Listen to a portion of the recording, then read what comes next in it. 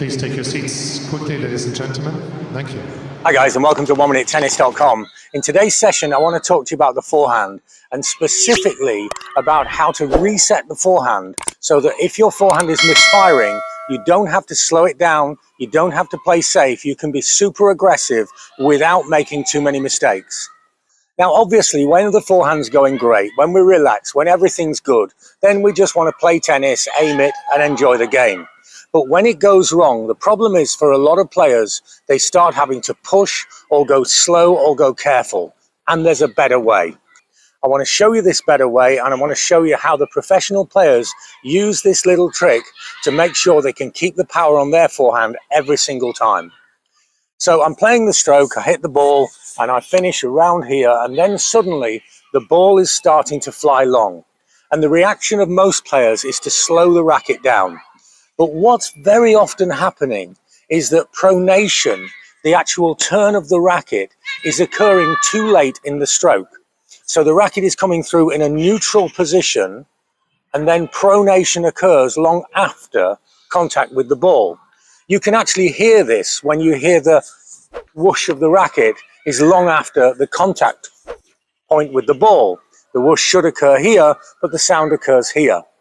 But what to do about it in a match? If we quite simply make sure that we catch the racket in a very unnatural position. So I bring the stroke through, I'll show you from this direction, and if I come through and catch the racket in a natural way, then my thumb is at the bottom of the frame and my fingers are at the top.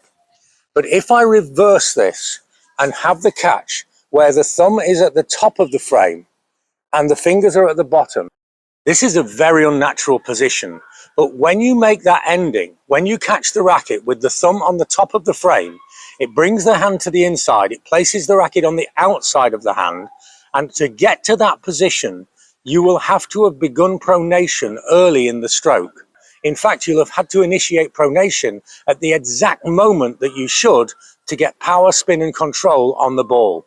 When we look at the pro players, many of them use this as a way of resetting the forehand. So if you look at Alcaraz in the video here, then several times he will swing and the racket just goes freely past the arm. And then for no apparent reason, you'll see him catch the racket exactly in the fashion that I'm describing here, with the thumb on the top and the fingers on the bottom. Why? I think that what happens is he doesn't like the feel of the forehand, and so he uses this reset position to correct the stroke before it really goes wrong. You can do the same thing.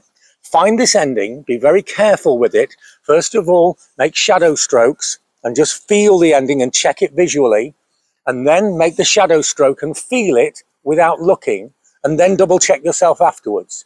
And when you've got this feeling, then start to hit the ball with this perfect ending, and then relax, forget it. But when it goes wrong, you have a reset position. You have a secret weapon.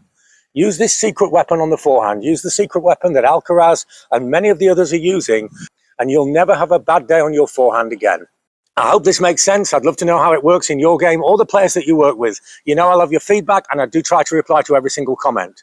If you like our ideas and want more help with your game, have a look at what we can do with online coaching. We're helping players of all ages, all levels, and all over the world with a unique blend of video analysis and one-to-one online lessons such as this.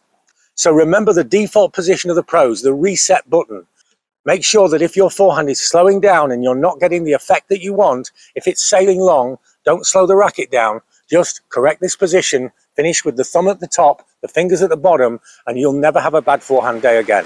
Thanks for watching, and see you next time for more unique tennis lessons that really work.